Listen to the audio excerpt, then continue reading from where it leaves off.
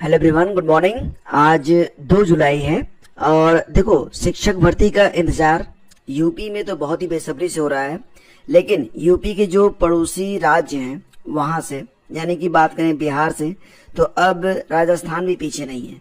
राजस्थान में भी 15,000 पदों पर टीजीटी और पीजीटी के लिए जो पद हैं उसको जारी किए जाएंगे। हाल ही में ये न्यूज जो है ये प्रकाशित हुई है। हालांकि ये कोई न्यूज अखबार में नहीं आई है, आप देख पाएंगे तो कोई उपेंद्र यादव हैं, तो इन्होंने शिक्षा सचिव श्री कृष्ण कुमार उड़ाल से मुलाकात की है और यहाँ से संकेत ये मिले हैं कि 15,000 पदों पर स्कूल व्याख्याता एवं वरिष्ठ अध्यापक की भर्ती आएगी। उनमें 12,000 से ज्यादा पद स्कूल व्याख्याता यानी कि टीजीटी लेवल के होंगे। तो फिलहाल यहाँ पर यह भी खबर है कि राज्य सरकार द्वारा 177 स्कूलों को अपग्रेड किया गया है। बेसिकली यहाँ पर जो एलिजिबिलिटी होती है, आपको पता ही है कि जो टीजीटी और पीजीटी की बेसिक एलिजिबिलिटी है वही चीज़ें यहाँ पर फॉलो की जाती हैं। तो आरपीएससी के द्वारा हाल ही में 23 तारीख को एक परीक्षा करवाई भी गई है ग्रेड 1 टीचर की। तो उसके बाद 15,000 पदों पर नई भर्ती के संकेत यहाँ से मिल रहे हैं। तो अगर आप टीजीटी और पीजीटी के लिए ही सीरियस हैं और आपको टीजीटी या पीजीटी परीक्षा ही क्लियर करनी है और अगर आप स्टेट चेंज कर सकते हैं तो बिहार के साथ साथ आपको राजस्थान में भी यहाँ पर अवसर मिल रहा है। दोस्तों, बात करें अगर बीपीएससी टीआरई 4 के बारे में, तो फिलहाल बीपीएससी टीआरई 4 ये परीक्षा ना, जो पहले ही एक न्यूज आ रही थी कि अगस्त में परीक्षा करवा ली जाएगी, तो फिलहाल अब इसकी कोई संभावना नहीं है और बहुत ही जल्द आपको पता चल जाएगा। मुझे लग रहा है कि फॉर्म तो इलेक्शन से पहले लिए जाएंगे, परीक्षा हो सकता है इलेक्शन के बाद करवाई जाए। देखो, ये सारी बातें अनुमान पर हैं। अभी बिहार में एसटीटी भी होनी है। एसटीटी के लिए अगर 20 जुलाई तक, अनुमानतः अगर 20 जुलाई तक आपको फॉर्म देखने को मिल गया तो फिर ठीक, अन्यथा एसटीटी भी आगे फंसने वाली है क्योंकि आचार संहिता लागू हो जाएगी तो उसके बाद फिर कोई नया विज्ञापन जारी नहीं हो पाएगा। तो फिलहाल थोड़ा सा वेट करिए आप लोग बिहार के लिए। लेकिन राजस्थान में ये वैकेंसी आने जा रही है, कुल 15,000 पद हैं टीजीटी और पीजीटी के लिए और एलिजिबिलिटी सेम रखी गई है। इस बार जो बीएड है वो कंपलसरी है for both TGT and PGT, TGT में भी और पीजीटी में भी। और अगर आप यहाँ पर अपनी जो क्राइटेरिया है एलिजिबिलिटी की उसको धारित करते हैं तो तैयारी में आप लोग लग सकते हैं।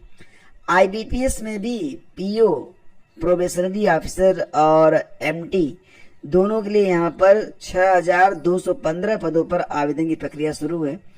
तो अगर आप सामान्यतः एक स्नातक हैं तो यू आर एलिजिबल, आप यहाँ पर आवेदन कर सकते हैं और बाकायदा मैं आपको नोटिफिकेशन भी यहाँ पर शो कर देता हूँ ताकि आप इसे देख पाएं। तो दोस्तों, यहाँ पर ना सबसे पहले तो बात कर लेते हैं कि जो आपकी एलिजिबिलिटी है वो कितनी होनी चाहिए। तो एलिजिबिलिटी बहुत ही सामान्य है और वो ये है कि आप अगर स्नातक हैं देन यू आर एलिजिबल। कोई भी स्ट्रीम की बाध्यता, कोई भी परसेंटेज की बाध्यता यहाँ पर नहीं रखी गई है। 1 जुलाई से लेकर 21 जुलाई तक आप आवेदन कर सकते हैं और अभी जो डेट्स हैं एग्जाम वगैरह की वो आई नहीं है, लेकिन यहाँ पर प्री की भी परीक्षा होती है और मेंस की होती है। तो प्री की परीक्षा आपकी अगस्त में होगी, मेंस की परीक्षा आपकी अक्टूबर में होगी और जो आपका पीटी होगा, पर्सनालिटी टेस्ट, ये नवंबर दिसंबर में होगा। और फिलहाल आपको जो अलॉटमेंट है वो जनवरी फरवरी 2026 में दिया जाएगा।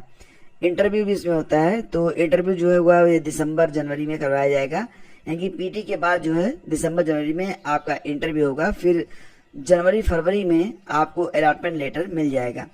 तो ये डेट्स हैं, आप देख पा रहे होंगे।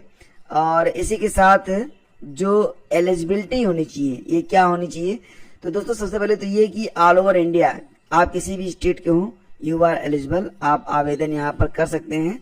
और रही बात उम्र सीमा की, तो उम्र सीमा जो है 20 साल से लेकर 30 साल के बीच में आपकी होनी चाहिए। और यहाँ पर जो एज रिलैक्सेशन है वो एससी और एसटी को 5 साल का, ओबीसी को 3 साल का एज रिलैक्सेशन दिया गया है। बाकी जो एज रिलैक्सेशन है 10 साल, 5 साल, ये आप देख लीजिएगा नोटिफिकेशन में। अब शैक्षिक योग्यता के बारे में बात करते हैं। तो देखो, यहाँ पर जो आपकी शैक्षिक योग्यता है उसमें ज्यादा कुछ आपसे कहा नहीं गया है। सिंपली आपसे ये कहा गया है कि अगर आप यहाँ पर देख रहे हैं ना कि a degree graduation in any discipline from a university. तो अगर मान्यता प्राप्त किसी भी संस्थान से आपने स्नातक किया है देन यू आर एलिजिबल। और ये जो नोटिफिकेशन है यह कुल 53 पेज का है। तो बाकी जो पेजेस हैं यानी कि जो पूरा पीडीएफ है ये आपको हमारे टेलीग्राम चैनल स्टडी विद ज्ञान प्रकाश पर देखने को मिल जाएगा। ये देखिए यहाँ पर आपको बताया गया है कि सिलेबस क्या रहेगा, स्ट्रक्चर ऑफ एग्जामिनेशन। तो जो आपकी प्री की परीक्षा होगी तो ये ऑब्जेक्टिव टाइप होगा, कुल मिला के 60 मिनट का आपको समय मिलेगा।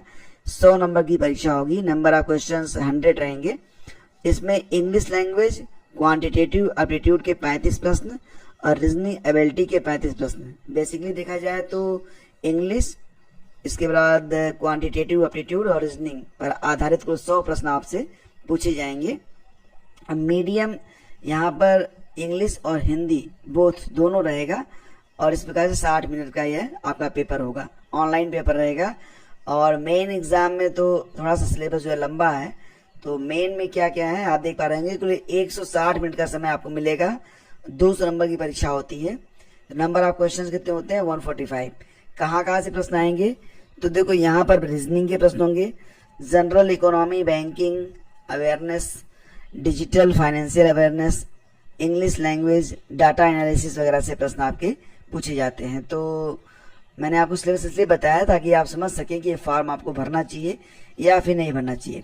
बाकी जो प्रक्रिया है इसके लिए आप नोटिफिकेशन देख लीजिएगा और इसके बाद ही आप लोग आवेदन कीजिएगा। नोटिफिकेशन आपको टेलीग्राम और व्हाट्सएप जो चैनल है दोनों पर देखने को मिल जाएगा। आगे बढ़ते हैं और ये देखिए आपकी जो ऑफिशियल वेबसाइट है, आवेदन कैसे करेंगे आप, तो IBPS की जो ऑफिशियल वेबसाइट है वहीं से आप आवेदन कर सकते हैं। और प्रयागराज में police modern senior secondary school से वैकेंसी आई हुई है। हालांकि वैकेंसीज, नंबर ऑफ वैकेंसीज तो ज़्यादा नहीं है, पोस्ट ज़्यादा नहीं है, लेकिन अगर आप प्रयागराज में ही रहते हैं तो आप थोड़ा सा इसमें आवेदन करना चाहें तो कर सकते हैं। ये जो लोकेशन इसकी धूमनगंज में होगी। इसमें 2 पद हैं, अकाउंटेंट का पद है और सफाई कर्मी का पद है। अकाउंटेंट को मंथली मिलेगा 20,550 रुपये। एलिजिबिलिटी है BCom, knowledge of accountancy, knowledge of computer with typing in both Hindi and English, और डिजायरेबल में दिया है एमकॉम। यानी कि सिंपली अगर आप बीकॉम है और आपको कंप्यूटर पर काम करना आता है, अकाउंटेंसी का काम आप कर सकते हैं, तो आप यहाँ पर आवेदन करेंगे। फिलहाल यहाँ पर तो रिटन पेपर, टाइपिंग टेस्ट और इंटरव्यू सब होगा आपके लिए। अकाउंटेंट में, सफाई कर्मी तो में केवल आपसे इंटरव्यू लिया जाएगा। फॉर्म आप चाहें तो ईमेल से भी भेज सकते हैं या फिर आप बाई पोस्ट भी भेज सकते हैं। 100 रुपए की फीस आपको देनी पड़ेगी। अगर आप खुद जाके फॉर्म जमा करते हैं तो काउंटर पर 100 रुपए आपको जमा करने पड़ेंगे, या फिर आप 100 रुपए जो है DD बनवाकर भी जमा कर सकते हैं। फीस आपकी वापस नहीं होगी। तो ये जो विज्ञापन जारी हुआ है तो इसको भी अगर आप चाहें तो टेलीग्राम चैनल पर जाकर देख सकते हैं, वहां से आपको पूरी जानकारी मिल जाएगी। कंप्यूटर सहायक के 13 पदों के लिए ऑनलाइन आवेदन UPPSC में स्टार्ट हुए हैं। तो फिलहाल यहाँ पर देखेंगे तो 2 चरणों में, यानी कि एक रिटन एग्जाम होगा और इसके बाद टाइप टेस्ट होगा। तो लिखित परीक्षा और टाइप टेस्ट होगा। लिखित परीक्षा में केवल एक पेपर होगा जो ऑब्जेक्टिव टाइप का रहेगा। लिखित परीक्षा जो होगी वो मात्र ऑब्जेक्टिव टाइप रहेगी और इसके बाद कुल 1.5 घंटे में पेपर आपका हो जाएगा। कुल 100 प्रश्न होंगे, पूर्णांक 100 अंकों का होगा। अब रही बात है कि कौन कौन से लोग यहाँ पर आवेदन कर सकते हैं। तो एलिजिबिलिटी के लिए मैंने ये नोटिफिकेशन जो कि आपको ऑफिशियल वेबसाइट पे देखने को मिल जाएगा, तो ये नोटिफिकेशन है। कहा जा रहा है कि किसी मान्यता प्राप्त संस्था या विश्वविद्यालय से कंप्यूटर विज्ञान में डिप्लोमा के साथ इंटरमीडिएट परीक्षा, ठीक है। अगर आपने इंटरमीडिएट पास किया हुआ है, कंप्यूटर विज्ञान में डिप्लोमा किया हुआ है तो आप एलिजिबल हैं, या फिर आपने O लेवल सर्टिफिकेट आपके पास है और आप इंटरमीडिएट पास हैं तो आप यहाँ पर आवेदन कर सकते हैं। तो बहुत ही सिंपल है, O लेवल या इसके समकक्ष कोई भी योग्यता आधारित करते हो then you are eligible. Intermediate pass केवल मांगा गया है। हालांकि नंबर ऑफ सीट्स मात्र 13 हैं, बहुत कम है, लेकिन फिर भी यहाँ पर बहुत सारे आवेदन भी आएंगे, आप देख पाएंगे बाद में। तो फ्रेंड्स ये पूरी अपडेट है और इसके बाद हम आगे बढ़ते हैं, चलते हैं अगली खबर पे। तो खबर ये है कि पहले ही दिन तकनीकी अड़चनों से अटकी ऑनलाइन हाजिरी। तो आपको पता है ना कि यूपी बोर्ड में कक्षा 9, 10, 11, 12 के लिए ऑनलाइन अटेंडेंस की व्यवस्था कर दी गई बायोमेट्रिक से, लेकिन कहीं कहीं पर ये व्यवस्था जो है अभी काम नहीं कर रही है। कहीं कहीं पर लॉगिन नहीं हो पाया, तो कुछ जगहों पर जो है नाम नहीं थे। फिलहाल धीरे धीरे मामला जो है पटरी पे आ सकता है। ऑनलाइन हाजिरी हालांकि शुरू कर दी गई है। और पीसीएस परीक्षा से उत्तर पुस्तिका लेकर चला गया छात्र केस। तो यहाँ पर क्या हो रहा था कि आपको पता है ना कि यूपी पीसीएस मुख्य परीक्षा चल रही है, तो हड़कंप मच गया जब एक अभ्यर्थी जो था उसकी कॉपी नहीं मिल रही थी। फिर उसे कॉल किया गया और उसने आकर अपनी जो कॉपी थी उसको हालांकि दे दिया था, लेकिन फिर भी उस पर केस किया गया है क्योंकि शुचिता भंग होने का आरोप उस पर लगा है कि परीक्षार्थी के कृत्य से परीक्षा की गरिमा प्रतिकूल रूप से प्रभावित हुई है। डीसीपी नगर अभिषेक भारती ने बताया कि तहरीर पर मुकदमा दर्ज किया गया है, जांच की जा रही है। तो ऐसे काम नहीं होने चाहिए ना, आप पीसीएस मेंस देने गए हो और इस प्रकार की जो है गलती कर रहे हो। इसके अलावा दोस्तों आज के अखबारों में ये खबर भी है कि 2 साल में युवाओं को मिलेंगी 3.5 करोड़ नौकरियां, खर्च होंगे 99.44 हजार करोड़ रुपए। तो काफी बड़ी राशि जो है खर्च की जा रही है 3.5 करोड़ नौकरियों पर। और यहाँ पर आपको ईएलआई योजना के अंतर्गत ये नौकरियां जो है प्रदान की जाएंगी। ईएलआई योजना की घोषणा केंद्र सरकार ने 2024-25 के बजट में की थी। तो इस पर जो है काम स्टार्ट किया जा रहा है और ये भी कहा जा रहा है कि पहली बार जो अभ्यर्थी नौकरी हासिल करेंगे तो कर्मचारियों को 1 माह का ईपीएफ वेतन यानी कि 15,000 रुपए तक सरकार देगी।